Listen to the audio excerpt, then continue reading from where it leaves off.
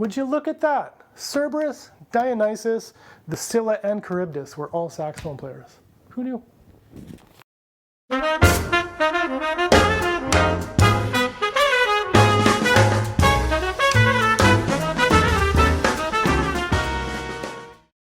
Hey everyone, I'm the Saxophone Oracle. This week we're going to be debunking 5 common saxophone myths, right? 5 common things that are personal pet peeves of mine. These are things we hear all the time that are completely untrue.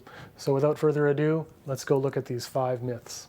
Myth number 1, that we have to practice fast in order to play fast. Wrong. This is the complete wrong approach. If you talk to any great saxophone player, they will tell you the exact same thing. If you want to be able to play fast, you have to be able to do it slowly. You must practice slowly. It's as simple as that. We have to develop a clean, precise, good technique, and that can only be done slowly.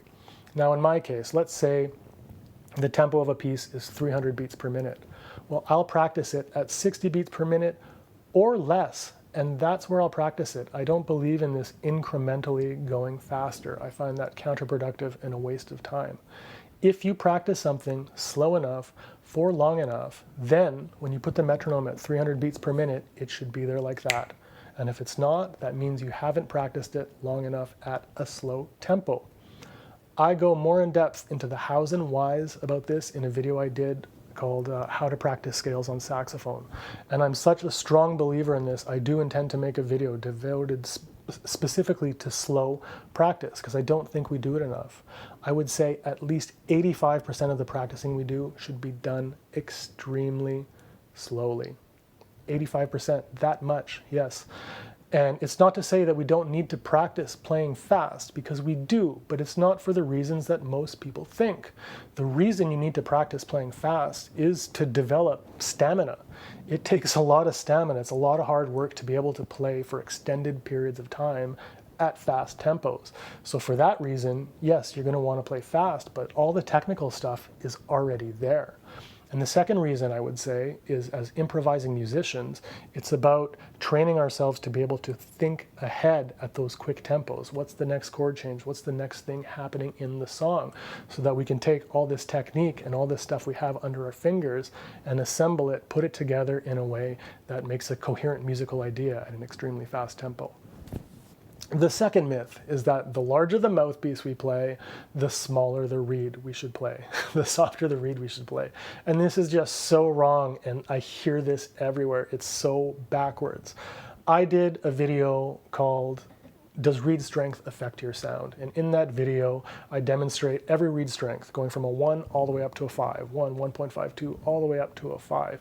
And in that video, I explain in depth as to why playing a softer reed on a larger mouthpiece is not the correct approach. And boy, did I take flack from that. Some people told me I didn't know anything that I was talking about. Some people said I was being disingenuous. They were saying things like, you're going completely against conventional wisdom. How could you say such a ridiculous thing? But it's not ridiculous. Let's think about this, okay? We put air into the saxophone and the reed vibrates. The larger the tip opening, the more that little piece of grass has to work. And if you don't have the necessary resistance, then it's going to seize up. You're not going to be able to get the proper sound out of it. You're going to sound thin. You're going to be going through reeds left, right, and center. It just does not work. And you're not getting the intended purpose of playing that larger mouthpiece. There are 3 reasons why you would play a larger mouthpiece. 1 is to get a better sound. You're going to get more color, more roundness, more overtone. You're putting more air into the instrument. You're going to get more sound out of it. The second, provided you're playing a larger mouthpiece with the required air support and embouchure strength, you're going to have much more control over the instrument, and you're going to be able to do more in terms of nuance. It's a question of control. So the more you have to work with in terms of air, the more control you can potentially have. And then the third is that we want to expand our dynamic range.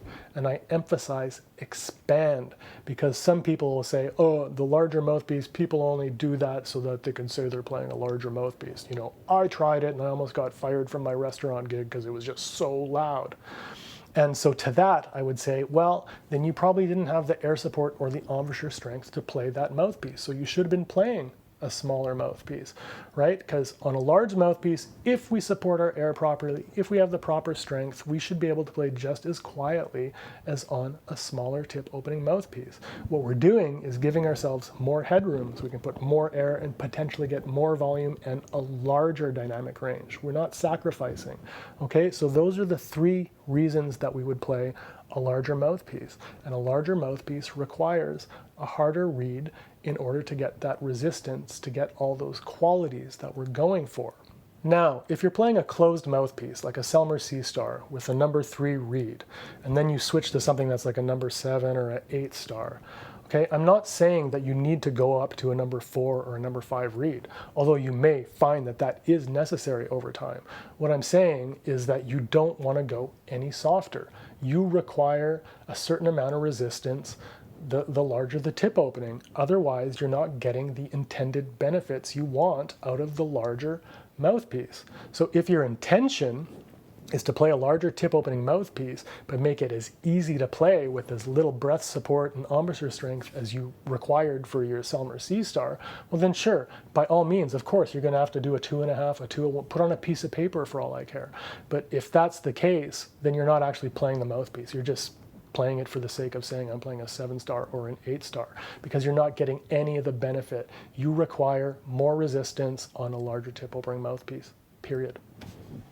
Myth number 3, you need pro gear in order to sound good. Again, this is complete nonsense. I've talked about this in so many ways.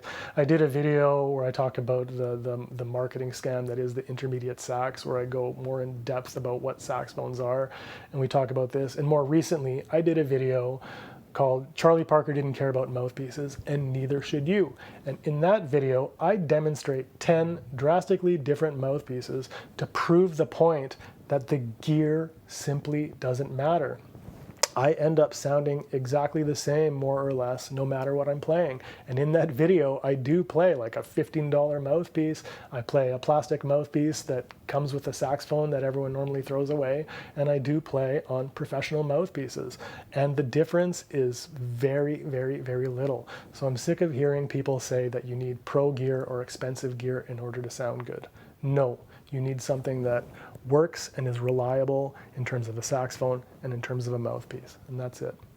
Myth number 4, that in order to improvise, you have to make everything up on the spot, or any other variation of the sort. Like if you're playing licks, then you're not improvising. Okay, this is complete nonsense. Again, I did a video that goes in depth on this. It's called Did John Coltrane and Charlie Parker Play Licks? So if you want to see more about that, go check out that video. But no, that's not how it works. Sure, you can improvise a solo, carte blanche, tabula rasa, whatever you want to say. That is an approach. But the way the great jazz masters do it, anyone who's a really accomplished improviser, they're not doing that. They have a vocabulary that comprised of licks and many other things, but it's a vocabulary unto them. Just like in language, the more vocabulary you have at your disposal, the more eloquently you can communicate. And it's the exact same thing with music. So it's having these patterns under the belt, having this vocabulary, having a great understanding of theory and harmony, having the ability and command over voice leading. That's going to make you a great improviser.